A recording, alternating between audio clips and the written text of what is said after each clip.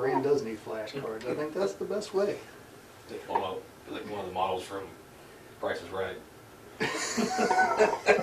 Oh, is that just across the board for medics, or is that just because of the mustache? It's got to be the mustache. It probably is. It's too good. Yeah. Well, and with that, welcome to the Washdown. I'm your host, Jeremy Green. With me is my co-host, Chris Nelson. And we have our producer, James Moran. Today we have a guest, Mr. Brian Paul, who is the president and founder of Veterans for Life. Yeah. Thanks for having me. It's a privilege to be here, and with fellow firefighters. And as you guys know, we all kind of speak the same language, and have been through many of the similar experiences, and it's a special brotherhood. Is sarcasm that universal language that we both speak? You mentioned Sarcasm, exactly. Yeah. Sarcasm and caffeine. So, Brian, why don't you tell us a little bit about your story? Tell us about Veterans for Life, and just kind of go from there. Yeah. So I'll tell you a little bit of background about me personally, without the long, drawn-out life story. So I was born in Corpus Christi, Texas, and lived there till I was about 2. And family moved up to Oklahoma, and then we settled down in Mustang, Oklahoma, which is just a suburb of Oklahoma City, where I grew up. And I was like, I grew up kind of out of town, so I was, riding 3-wheelers and fishing probably every third day, and hunting and playing football and basketball.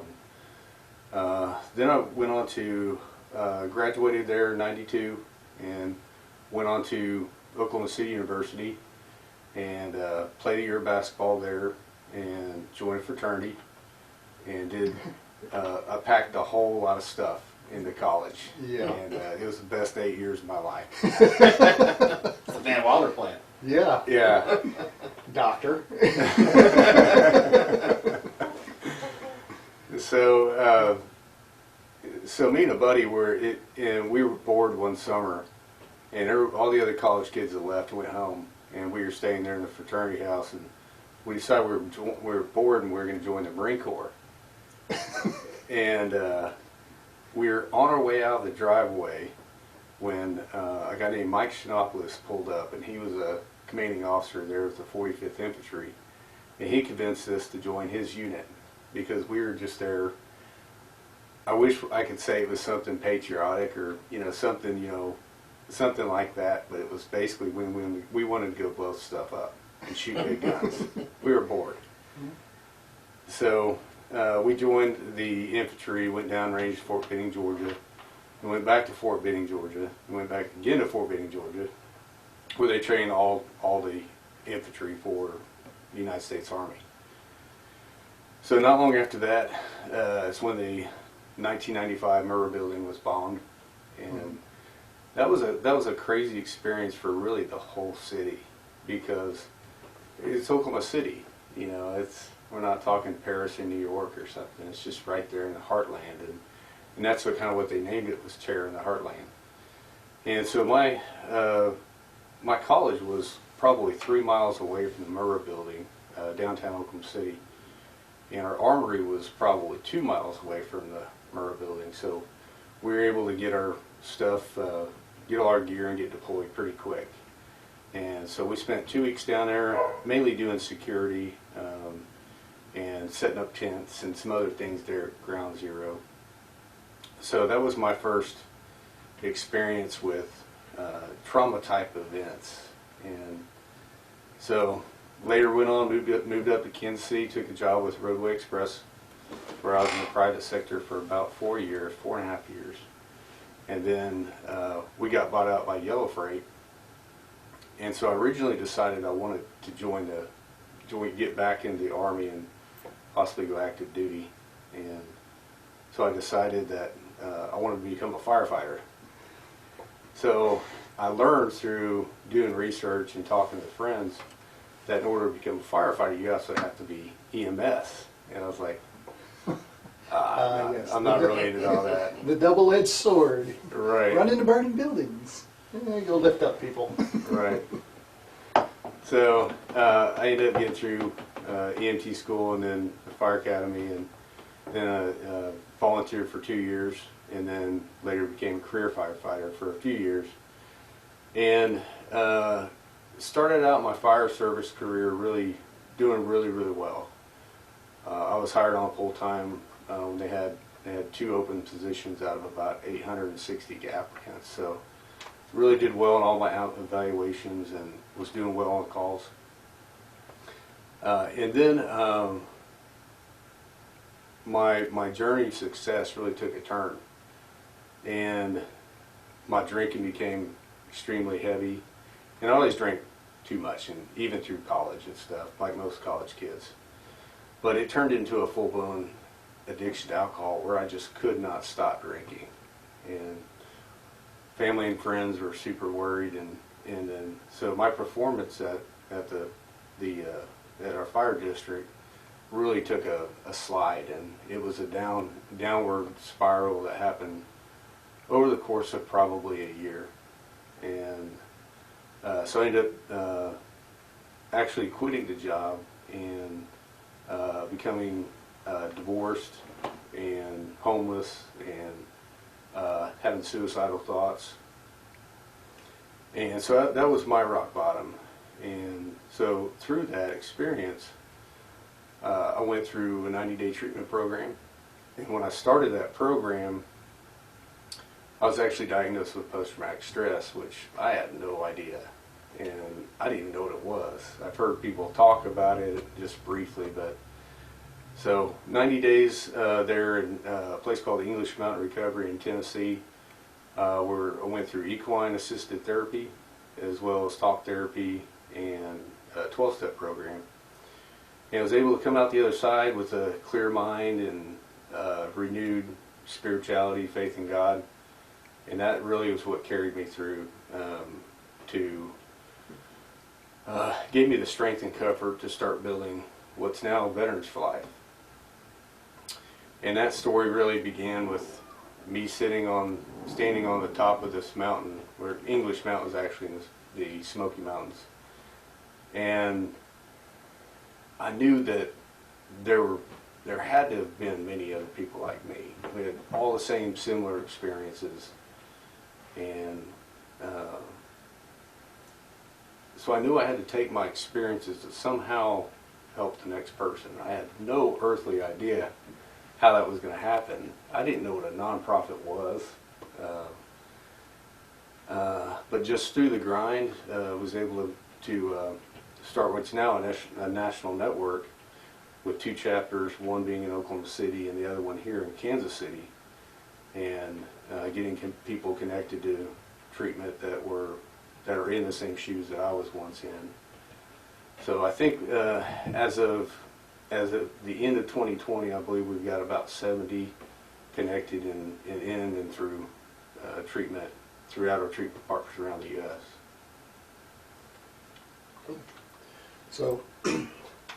So basically it's just, or not it's just, but it's a resource to basically, you hear somebody struggling or whatever, and you're matching them up with treatment programs that you have some kind of relationship with.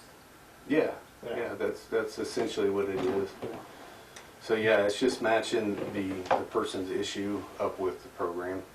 Okay. And throughout the last 4 years, I've been able to make basically just good friends that run different programs, treatment partners, and get people connected. And as I tell people, it's widespread problem, but you also have widespread support, and so it's merging those two together. And I think that's a very good point, because I know whenever you talk to people, firefighters in general, and guys in the military, police officers, we all kind of have that same mentality of I got this or whatever. But whenever it gets down to the point where we might need some help, we don't really know which way to turn, because our culture is suck it up, buttercup, and So that's not talked about, so the resources aren't widely known in our community, I guess is what I'm trying to say. Yeah, that's exactly right. So there's a lot of veterans and first responders that struggle with the post-traumatic stress, the substance abuse, the depression, all those things that come with it. So as I, coach our team, is how do we get underneath that pride? And we do that by removing that shame and guilt of someone who is used to going out and being the helper and now is the one that needs help. So we do that by removing the shame and guilt and replacing it with hope, inspiration, and understanding. And so that's why I like to share my story of recovery, because I'm just like everybody else. I'm just like the two of you guys. But my story of recovery has been remarkable, but it's something that everyone could do in meeting their own goals in life. Absolutely. And that's one of the reasons that we started this podcast was, we've both had our own stuff that we've gone through, which we've talked about a little bit, but I'm sure we'll go, at least I will, into more depth. But, there is a way out. There's a path to recovery, and if you're committed to it, the resources are out there, and you can take those steps.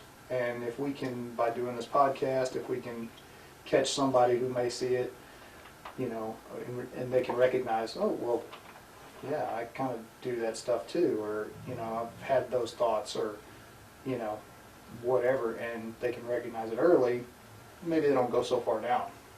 That's just it right there. Yeah.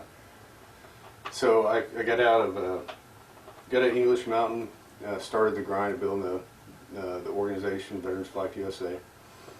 Started connecting with people.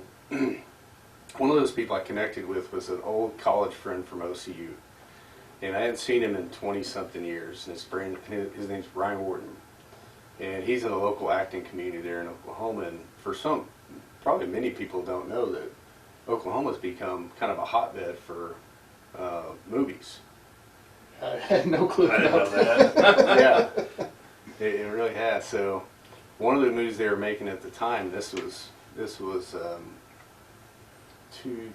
about 3 years ago. Hollywood people came to Oklahoma and they started making the Turkey Bowl, and all these kind of big celebrities from Barry Switzer to Matt Jones, John Beasley, Antonio Smith from the Houston Texans Super Bowl with Elway. Mm-hmm. So Brian got me connected to this movie, and because I was playing semi-pro football at the time, so I met kind of the mold, I guess. Mm-hmm. And so there I was, as one of the stories. There I was. There hanging out with all these guys for 2 days, and the movie got picked up by Lionsgate, and we actually saw it, went and saw it in the theaters there in Bricktown in Oklahoma. And Barry Switzer was sitting on my left, and my mom was sitting on my right. And Barry asked me if I wanted to come up and say a few words. And this was a packed theater, and I can't really remember what I said to all these people, but it was somewhat humorous because people got a chuckle out of it. So That'd be cool. I'm not gonna lie. Yeah, that would be. yeah, it was. I have to go back and look at pictures. That's some of the things I've done in my recovery, because I would think, dude, you like schizophrenic? Did that actually happen? Mm-hmm. Like, I don't know, man. It actually happened. And, Good things happen in bunches, yeah, and once you start the ball rolling. yeah, it's amazing. It's amazing what you can do when you don't have distractions. It's like, this is a goal that I want to do, and you don't have you have a clear thinking head, instead of when you're going through alcoholism and post-traumatic stress and you're having to fight that depression. It's like kind of being knee deep in mud, And you don't really know what it's like until you get to the other side of those kind of struggles. And you think, you know, hey, life is not nearly as hard as what it was. Yeah. What was it like kind of for you to break some of those habits that kept you functioning daily prior to going into treatment? So, you know, almost the dark sense of humor, not necessarily the physical addiction, but just some of the mental habits that you portrayed to others of I'm fine, or, you know, whatever, or just the dark humor, however you carried yourself day to day to make yourself look good in public. How hard was it to break some of those mental habits to get that clarity of mind? Well, there really wasn't much humor at the time. It was my mother, and I had my mom and 2 friends left. And because I had burnt lots of bridges like most addicts is what it was. And my mom trying to convince me to go in to treatment and get help, and me trying to convince my mom that, hey, I'm a firefighter, I'm a college graduate, I'm 11 Bravo, I'm a paratrooper. And so she was getting nowhere. So it took me literally my bone marrow not producing red blood cells, bruising on my body, and just a miracle that I survived. It took that rock bottom to get through my pride and ego to be able to actually have to turn the corner and then into treatment.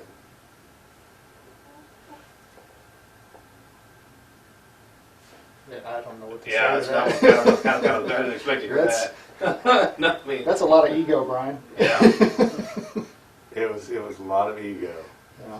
So as part of with the Veterans for Life, then, how are you breaking down that ego wall, essentially, of guys that are built, I mean, just like you with the military and us, police, whatever category you want to be put in?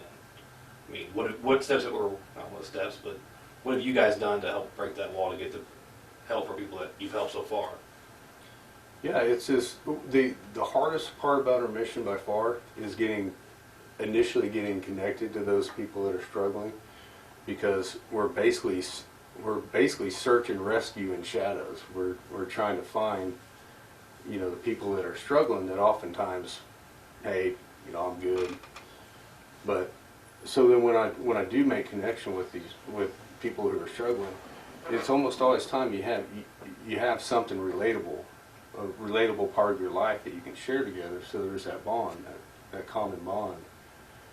And then I oftentimes don't introduce myself as president and founder of Veterans for Life, or a former semi-professional football player, or, hey, did you see me in this movie? I introduce myself as, hey, my name's Brian, and I'm in recovery from addiction to alcohol. So we want to get eye level with those people that are struggling, and so that they open up, and as I call it, get down in the pit with them, and then talk with them and hear their story, hear where they're at, and then as I'm talking with that person, I'm actually pre-qualifying them to a given treatment program. So I'm asking, hey man, do you have insurance? Or, you know, where do you live? Or do you have people around you that support you? Or are people around you not supportive of you? So we're beginning that turnaround for people that are actually willing to go through. And then I like to share my story of recovery to let them know that, hey, regardless of where you're currently at, it's just a chapter in your life. And I had the ability to move past it. You got the ability to move past it. And on to meeting your goals and repairing relationships with your wife and kids and your boss and so on and so forth. What have you found one of the hardest challenges to be with that? Is it an insurance thing, maybe a homelessness thing, a family support network thing? What's usually the biggest, most consistent hurdle to overcome? Right now, we've developed enough pathways forward. It's right now giving them enough hope and their willingness to take those steps forward. Because, you know, the truth of the matter is we're having people fall through the cracks that just aren't willing to take those steps forward. You know, we got everything from Transformations Treatment Center in Delray Beach, Florida, which requires insurance, to Camp Hope down in Houston, Texas. That's a 6-month-long total reset, where they help find you a job before you leave and everything. And then there's state funded programs that for detox, and then on to the helping with the mental health and substance abuse. So there's all kinds of different options. We've got what's called the Veteran Navigator, where I simply text that person the website, they plug in their zip code, and there's a list of resources right there in their zip code that pop up, and they don't always have exactly what the resource they need, but it's a really good gap filler. So yeah, it's just a matter of people that are willing to help themselves or willing to be helped. Right. I mean, like the analogy you used of getting down with the pit, getting down in the pit with them. You can show that person where the ladder is, but they have to climb out themselves. Yeah. Yeah. You can only provide so much help if they're not willing to. And I think that comes back to kind of Chris's question of how do you get around that ego. I know for me personally, I didn't have a problem. And it sounds like you didn't have a problem either. Right. Until you did have a problem. Yeah, that's somebody else. That's yeah, not me. that's not me. Right. Yeah, take those glasses off. That's the hard part. Taking the glasses off, that way you can see the reality of it. Yeah. You're watching a 3D movie and everybody else is watching it live, and it's just not. It's not working. Exactly. Yeah, that's a good. Another one I like to use is. Those microphones. This microphone's killing me. I'm trying to be productive. Sorry, man. I don't mean to interrupt your change the. It's good. It's all good. Another analogy I like to use is, you guys ever sat in a room with like big windows and read a book where you're just using the natural light, and you're reading this book and you're into this thing and you're reading and reading. Well, the sun is slowly going down, and you may not realize that, hey, what you're reading, it's hard to read, but you're just involved with this book. And you guys ever been in that situation where someone comes and flips on the light and they go, how are you reading? And you're like, God, I don't know, man, thanks for turning on that light. It's like that. It's like going on and flipping on the light so someone can see clearly, and then helping them. And because a lot of times when we're struggling with the depression and the addiction and stuff, we think we're thinking straight, but all our friends and family are going, dude, what are you doing here? Yep. The things you say, you don't think you're being offensive to somebody or being mean, when in reality you are. And then, like I said, you burn the bridges, and it's really hard to come back once you've burnt those bridges too. Yeah. Personally, for you to fix your mental health and break your bad habits. Yeah. It's almost impossible without that support network. What was it like for you, kind of on the backside of on the healing process of this?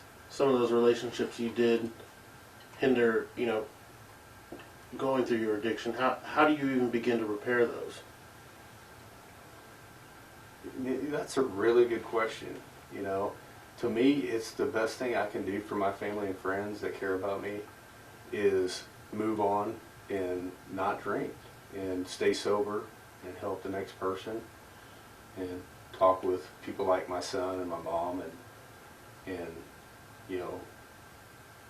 keep connected with them and let them know how things are going with me, and just just slowly rebuild that trust is the big thing, that hey, I'm doing well, and yes, I'll always be an addict, I'll always be an alcoholic, but because I know that, it keeps me from taking the first drink, and then being a part of their lives and giving back into their lives and being supportive of them as they were for me when I was struggling. What would you say to the family members that are kind of struggling with that are almost ready to give up, ready to just kind of throw their hands up? What would you say to them, how to keep them in that fight with that individual? I would say to them that it's try to think of that person as still the person before the struggle with the substance. What was that person like before they started taking that downward spiral and being a jerk and and all the behavior that most alcoholics have? We all have very similar behavior. We hide bottles, we lie, we cheat, sometimes we steal. But think about that person before that, and then hopefully that will help them realize that it's not the person, it's that substance and the effect it's having on that person's brain. And again, it's trying to be as helpful as you can and caring and compassionate as you can without being the enabler. And that's where it gets a little tricky for a lot of people. Yeah, that's a fine line that I don't think very many people really navigate very well. Mm-hmm. So I know, I've been guilty of that in the past of, having friends who I know are alcoholics, and oh, well, you can just have one. No, you can't. We had a brother, 45th Infantry Thunderbird. He left California, drove across the country to Tulsa, where his friends were, where he actually served in the Oklahoma Guard. And so he was surrounded by very supportive people. The problem was those people were a little too supportive.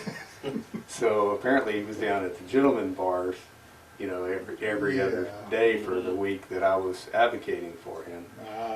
So I told my contact there, Leslie, I said, we need to cut that off, because here's the deal. Would you want to go begin your journey of recovery, never drink again for the rest of your life, spend 6 months in Houston, Texas, when you've got friends giving you money to go to the local gentleman bars and be nice and comfortable at home? Because I probably wouldn't. I would probably milk that train as long as I possibly could when I was in my active addiction. Yeah, I'd definitely milk that train. Yeah. Well, that's something that we talked about the other day, about being comfortable. And, it's real easy. You get comfortable, you want to stay there. And if anything is hard, why would I go do something hard? I'm Exactly. comfortable right here. Yeah. I'm good right here Mm-hmm. for as long as it lasts, But the bottom line is that if you're not doing stuff that's hard, that pushes you out of your comfort zone, and recovery is the same way, then you're never going to grow. You have to do those hard things, and yeah, they may suck while you're doing them, but they'll be the most rewarding things that you've ever done, because they're going to lead you to the life that you actually want. Yeah, exactly. Yeah, and I tell people, it's like, dude, I know right now that you feel like you're looking at a mountain ahead of you. You've tried to stop drinking, you've lost all your family and friends, you've got that depression, you feel like you're in a deep, dark pit. But look, instead of looking at the mountain, look at just one step at a time. And after you've made that step, stop and realize, hey, dude, you just took a big step forward. You need to recognize that you are making progress. You're going in the right direction, and congratulate yourself, even if it's things that other people don't see. It's a full self-honesty and knowing that, hey, I went to an AA meeting today. No one was watching, no one would have known, but I went and took that step for myself. Yeah. And then what that does is build forward positive thinking, and that gets us out of that hole of, man, I'm screwed. Yeah. You have to celebrate your victories, Celebrate victories. Yeah, Yeah. during recovery, and I'm not talking about like the huge milestones of, oh, I've been sober for 180 days or whatever it may be. It's and I've been sober for an hour. Exactly. Or I haven't done this. It's, you celebrate your wins. You're not going to be undefeated. I mean, you're going to lose at times, but it's you celebrate those victories, and like you said, it's one foot in front of the other, and recognize whenever you have made those milestones and Absolutely. done the little things. Because Absolutely. you do a lot of little things, that adds up to the big thing in the end.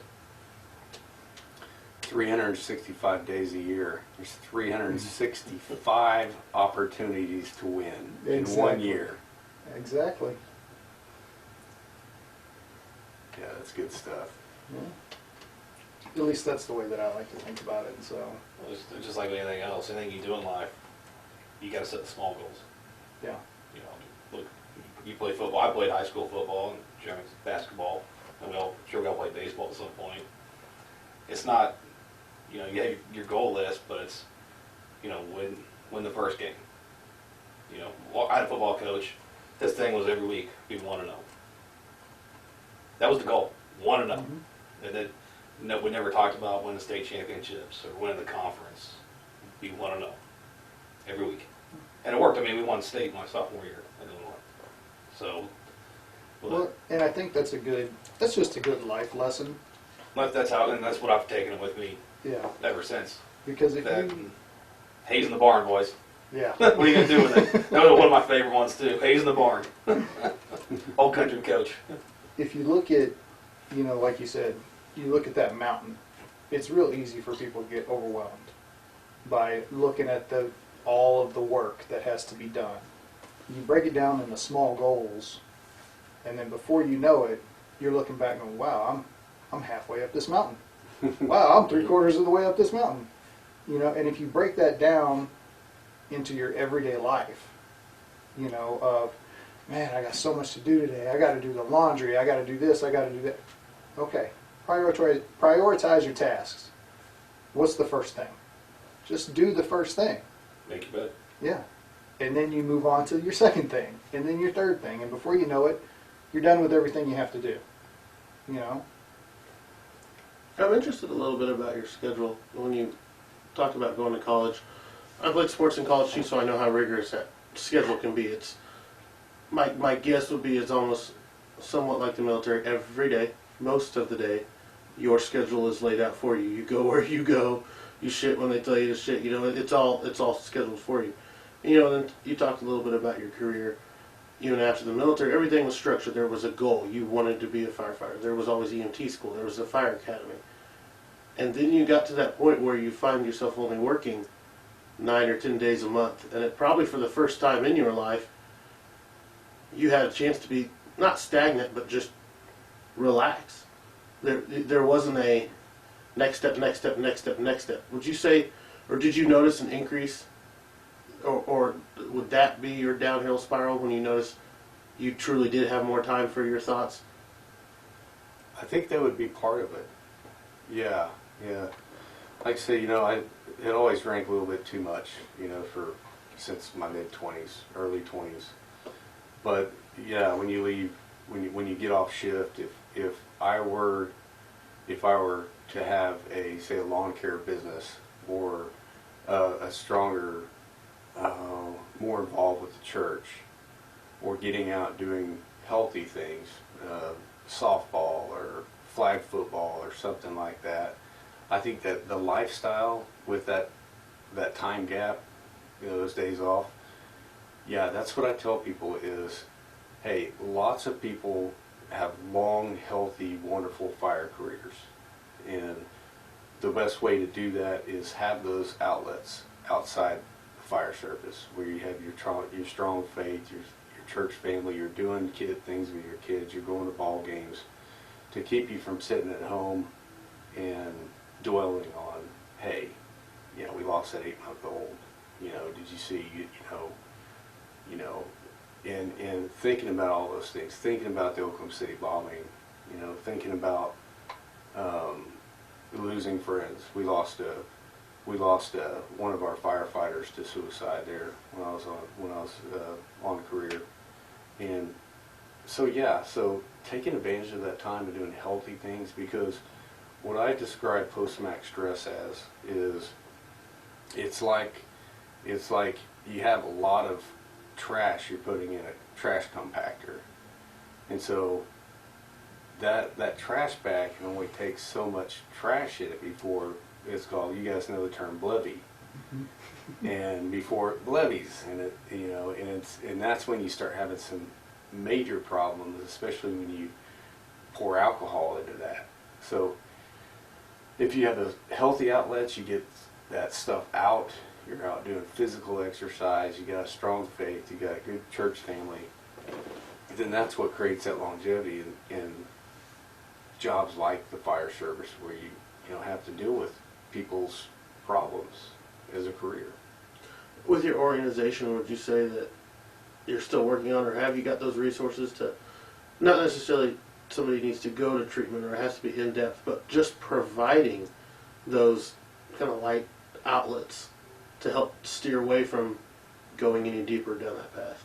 Yeah. So we have three different aspects of our mission. So providing connection to our treatment partners is just one of those aspects.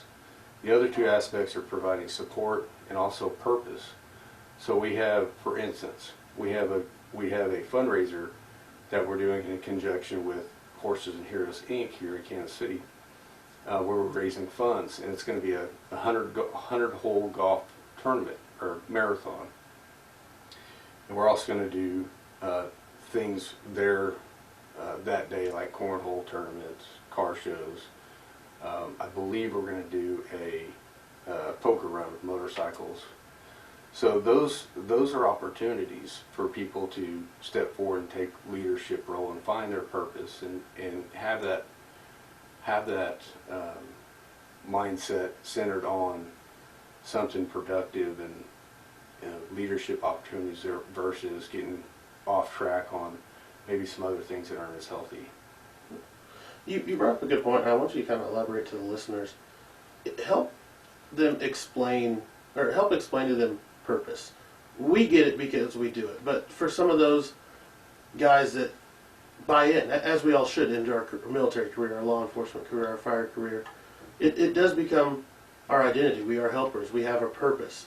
Help our listeners kind of understand what it's like when that is gone, and the struggle, even without addiction, to kind of cope and wrap your brain around that.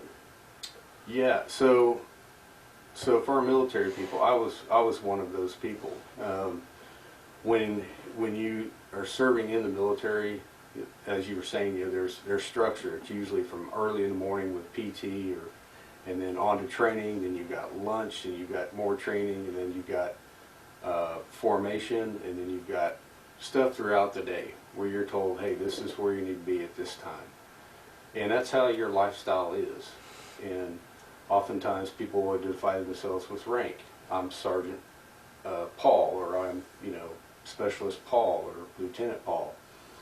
And so then there are some programs that help guide our military people out of the service and we call it integrating into civilian life with job opportunities, so on and so forth. But when you get out of the military or out of the fire service, that structure is now gone, and a lot of people leave themselves wondering, who am I? What's my why?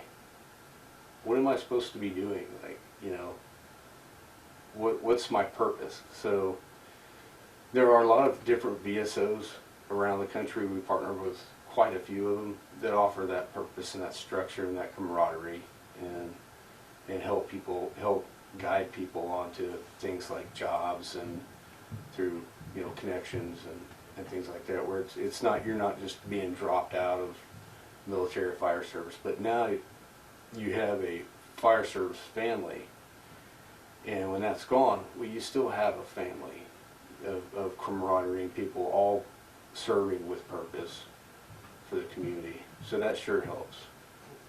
And to be honest with you, it's really helped me in my journey of recovery. Because I think without Veterans for Life, I'm not sure that I would still be sober.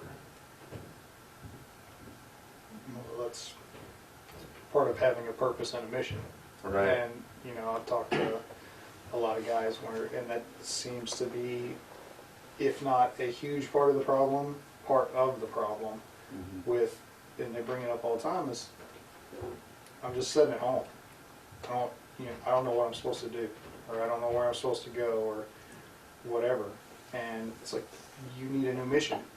Mm-hmm. You know, you've been doing this one thing for 20 plus years, now you're not doing that thing anymore. You have to find something else. And it can be anything for, each individual. I mean, there's a million things out there to do. It's just you got to find that one thing. And part of that is just trying stuff. Yeah. Getting out and. Yeah, get out, live life. Mm-hmm. And I saw your face whenever he was talking about the poker run. You're already out. Your bike's going to be in the shop. That's probably true. I still in the shop. I thought I'd hear something this week. I guess not. Yeah. I'll call on Tuesday. I've got a buddy here locally in Kansas City. He's in the 75th Rangers, and he's big into motorcycles and does different motorcycle groups. So he called. He's like, "Hey man, do you mind if I do like a poker run with it, in conjunction with the 100 holes for the 22?" And he's like, "I'll do everything. I just need you to tell me what, the details and what, if, hey, that's going to work out." I'm like, "Yeah, go for it." So I wonder if it's the same buddy that I have. We'll talk about that later. Could be. So, Brian, tell us, what's the significance of the 100 for the 22?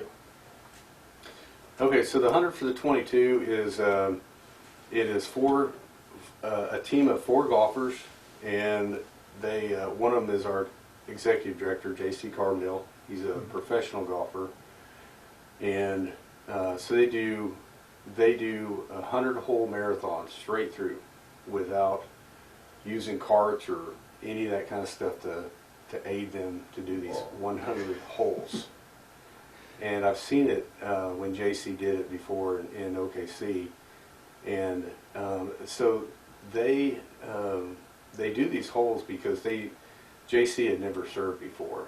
He'd had family and things that had served in the Army, and it's just out of gratitude for the hardships that our military goes through and first responders. And so they do 100 holes, and we raise hopefully lots of money for Veterans for Life USA and Horses and Heroes Inc., so that we can better help people. And also, I think with every event we do, it's a fundraiser. Absolutely, we need to raise money, but it's more of it's as much making personal connections with the community and like-minded people, and that helps us continue to grow, and with volunteers and supporters and people that are like-minded, and also draw awareness to our mission and what we're doing and what we're all about as well. So what's the significance of the numbers? I guess. 100. Oh, okay. Yeah. Okay. I like his answer better than the question. No, it was. Honest, Yeah, it was no, it was a great answer. I'm not even gonna lie. I can't get over the 100-hole part. It's straight through. Yeah, I play 18 and I'm wiped out for a week. Yeah, and I use a cart. Yeah. Yeah. I usually play like 4, and my friends tell me to go home because I'm that bad. Yeah, I don't think I can afford the golf balls for 100 holes. Right. Let's be honest here. So 100 holes for the 22. It's drawing awareness and supporting. It's being supportive of the 22 veterans that take their lives on average every day in the U.S. And I actually believe that number is actually really small, smaller than what it actually is. And I try not to get too back and forth with people on what the exact number is, and then also the 35 first responders that take their lives every day as well. So that's the goal, is to draw awareness, draw connection, and raise funds. Yeah. Yeah, I was reading, and Nelson and I talked about this before, last year whenever we were doing kind of research for the podcast. We were kind of going over the whole, how many first responders commit suicide and all of that. And I read a paper that said it was, 300 and something. Yeah, it's like an average of 300. Average of 300 and something a year, but they actually expect that number to be as much as twice because of the way that it's reported, and that, you know, it kind of gets covered up a little bit sometimes. Mhm. So, I mean, it's a real problem. That's pretty good paper too, that, Yeah. the white paper. Yeah. I mean, it's a real problem, and people need to be made aware of it. And people in the fire service, people in the military, people in law enforcement, we all need to be aware of that and cognizant of it, you know. And it's true, we are our brother's keepers. So we got to keep an eye on each other and watch for the signs. And keep an eye on yourself, Mhm. you know, because it does happen. Yeah, with the when you're talking about the suicide rate, just the number, it, like I say, it's, and I don't mean this any other way than what it is. It's just a number, because they don't take into account the overdoses. They don't take into account the accidents from self-medication, and that 22 number. You know, I've got the email from the VA, but that was a VA study that was done in, I believe it was like 2012 or 2014, one of the two. But that was a study that was done that was a study done just on the active duty component. So many people don't know there's active duty component, which is the smallest number-wise, personnel-wise in the military. Then you've got your reserve, which is much bigger. Yeah. And you've got your National Guard, which is much bigger. So to take that study just off people active duty, and they came up 20 to 22 or something, you know, like that. Sometimes you'll hear 19, but It depends on which study you it look depends, at. Or yeah. As long as that number is more than one, I'd say we still have an uphill battle. Mm-hmm. Yeah. And it's just the frustrating thing is people like myself and many other advocates, friends of mine, you know, live in different parts of the country that have these resources and there's, you know, all these different pathways forward. It's like, dude, I can't help you if I don't know, you know. And so I reach out, share my story on social media and other platforms, television, national radio, all that stuff. So that I feel like, you know, if we get our stories out there enough, where people will, you know, hopefully know, hey, this guy's been through the similar struggle. This guy, you know, quote, gets it. So, but that's just the frustrating part. It's just getting connected with those people who are struggling, because after that, there's all kinds of different options. It just takes a person that's willing. And you made a good point earlier, like with being in the shadows, because it's a lot of times we do seclude ourselves. So, you know, now it's not just a normal search and rescue mission. It's, you got to go dig deep to find the ones that may need the most help, because they're not advertising on social media. They're not coming out to social events. They're not looking for someone to help them. They are dug in deep, and you got to go looking for them. And that's Yeah, that's why we've got some really good leadership on board with Veterans for Life, where they're able to coordinate most everything pretty much. It's kind of awkward.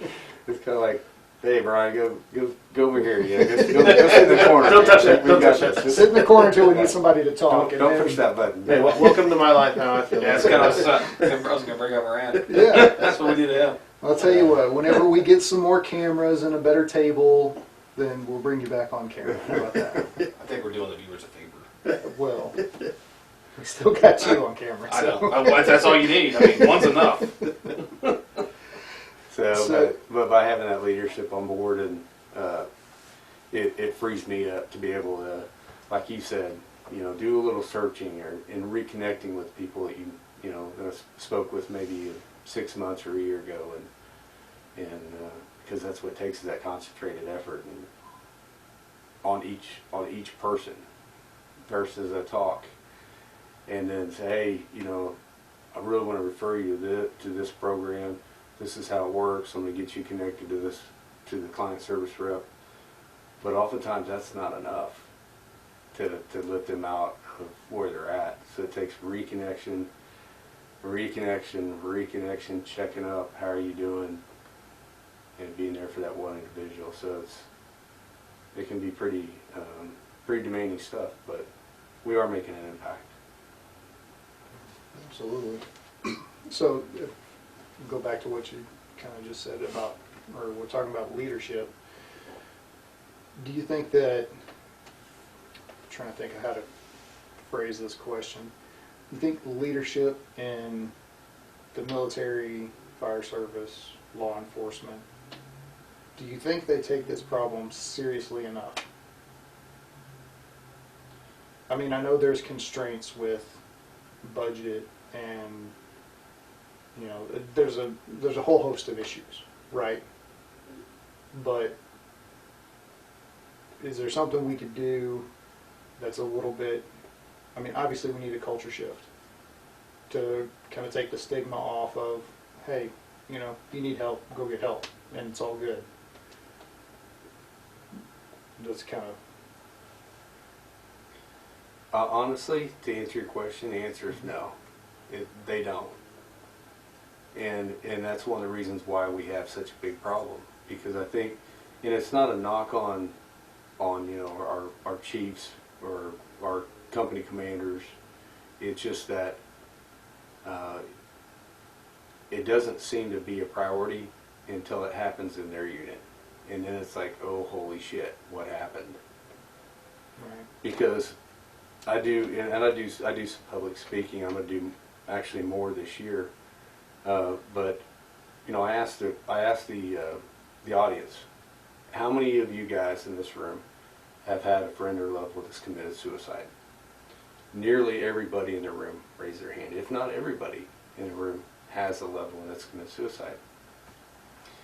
And I said, keep your hands up if the loss of that loved one due to ending their own life, if it came to a total shock to you, or you had no idea it was coming, and almost every single hand stays up. That's because we don't think it's going to happen with our family or friends or our unit or our shift in our station until it does. No.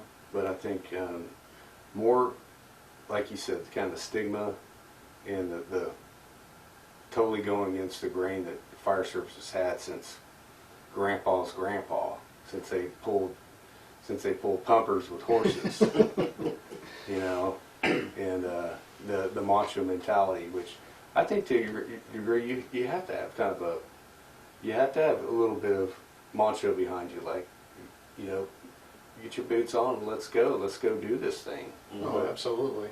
You have to, but at the same time, I think from leadership, if they actually, when you do have a critical incident stress team on paper, that critical incident stress team is actually doing their jobs and actually going out and talking with shifts after a critical call, Right. instead of like going around the table in the day room and saying, hey, is everybody okay? Good. Okay, good. Good night. See you all tomorrow. See you when we clean trucks in the morning. Yeah. Well, and that's the thing of, you know, it's that culture. Mm-hmm. You know, and I was talking with Rachel about this a little bit, and she was telling me about, you know, mostly whenever you get guys and girls or whoever's in the fire service, they found that the whole group thing, like, you know, the kitchen table talk or whatever, people are not in critical incident debriefings. People don't want to speak up. It's the whole, I'm not going to say anything because he's not saying anything, because he's not saying anything. Nobody wants to be that first one to take the lead. Right. They found the one-on-one is way more effective. Yeah, I can see that. So, Because if I go talk to Moran, I know you two aren't going to find out about it, and your opinion isn't going to change of me. right. That's what Which, everybody's worried about. and ultimately, that's not something that you should have to worry about anyway. You know, whenever it comes down to your mental health and, like we were talking about earlier, that stigma, I mean, we need to get it through our thick heads that it doesn't matter. That being able to get the help that we need so we can continue to be fit for duty. And that's ultimately what it boils down to, is look at it as a team. We'll say football because you're both football guys. Your quarterback has a broken throwing arm. You're not going to put him in the game to play quarterback. You're going to set him. He's going to get better, heal, then he can come back in and play. It's the same thing. It's a great analogy. Yeah. Yeah. It's PTS specifically is an injury, and that's the way that we need to start looking at it. And it has no bearing on you're a weak person or this or that. Stress and trauma affect everyone totally differently. We could all three see the same thing, and Moran too. We could all see the same incident, and it will affect us in 4 different ways. You may be fine with it, and it wouldn't bother you. You might be a blubbering mess. Who knows? It doesn't make you less of a person or more of a person or whatever. It just, that trauma event affected you differently. Okay, you need to go talk to somebody, or you need to go do EMDR or neurofeedback or whatever. Let's get you that help. And then, hey, you ready to come back to duty? Let's go. Yeah. So I want to talk a little bit about, because that leads up to exact when I may have forgotten about. I'm a firefighter, and I've been through traumatic call. I'm going home. I'm self-medicating. I'm going down that downward spiral. So how do I go about getting help? What I want to encourage people to do is first identifying that you need help. And there's absolutely, like Jeremy, like what you were just saying, it's the human brain. It's not the fact that you're any lesser of a firefighter or a cop or a paratrooper or a Marine or whoever it is we're talking about. It's just how the human brain works. No one signs up for it, right? You don't raise your hand and say, "Hey, give me that one. Give me I like the one that's a little broken." yeah, that sounds good. So how do we go about what's the next step forward? The next step forward is going to your HR person and telling them the 3 magic words. I need help. I need this to remain confidential. At that point, your HR person, by law, cannot share that with your shift. They can't share that with your captain. Or into that HR person, whether it be your administrative lady in the front office, or if there is some sort of HR department, like with a bigger police or fire service, that person by law cannot disclose your mental health status and the things that you share with them. And then it's a fact if from there, if it's in-house patient, if it's in-house therapy that's needed, like transformations, where that person would have to be off work for the 30, depending on the insurance, anywhere between 35 and 45 days, then that's where the FMLA comes into play. So if you've been at your station for 12 months or longer, you should qualify for FMLA. And then insurance will take a big part of that cost away from the person that's struggling. Yeah, there are definitely avenues for help. We got to take your pride, put it in your pocket. You know, you can bring it out later, but get the help that you need. And like you said, HR. There's peer support teams that departments have that do the same thing. EP or EAP. That's another option for depending on your specific department or whatever. And that's the thing. Like all of these police departments, fire departments, the military, they all have routes for people to take to improve their mental health. If they're dealing with something, or whatever. A lot of people just either don't know, initially don't care to find out, or whatever. It's like we go back to earlier, taking that first step. So do a little bit of research or tell somebody, you know, Yeah. ask a friend who you trust. Hey, I'm struggling. I need some help. What do I do? I got you. I'll find out. Or this is the number that you call, or this is the person you talk to. Yeah. That's the biggest thing is just, like you said, tell someone. Yeah, absolutely. Trusted friend.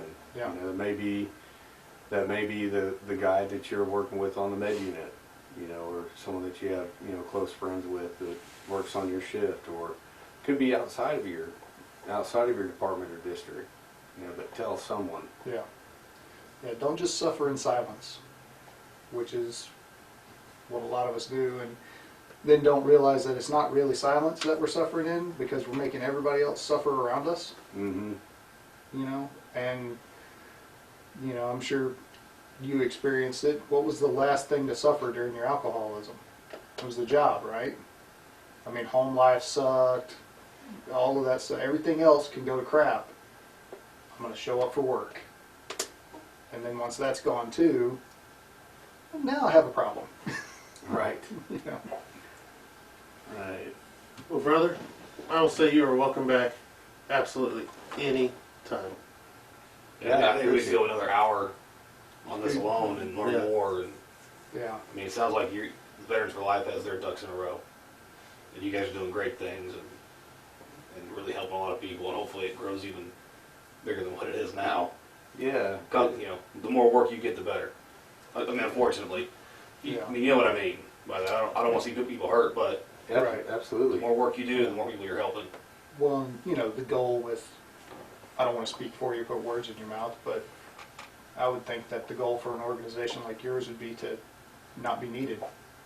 To work yourself right out of business, right? That would be nice. Yeah. That means we did a few things right. Yeah, exactly. Well, you guys are doing a lot of right stuff, so, and I appreciate you. Yeah, I appreciate it.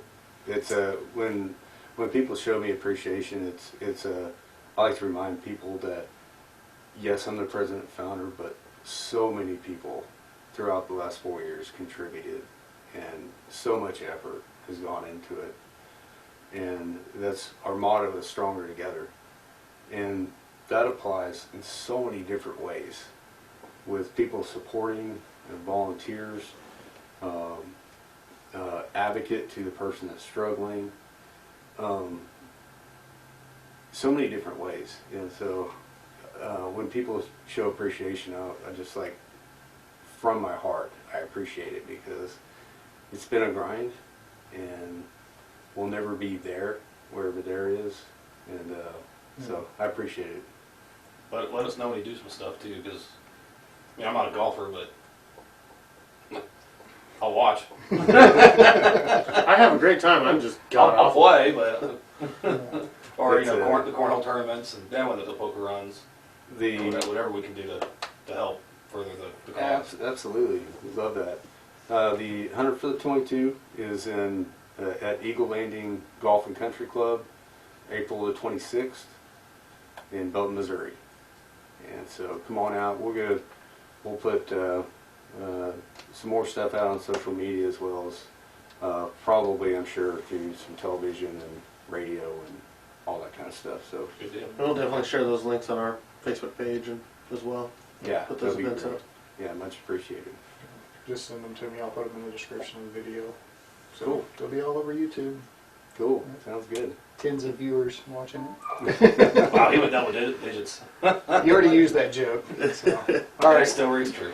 All right. Thanks everybody for stopping by. You know, if you need help, reach out. So you're not alone, and there is always a way forward. So see you next time.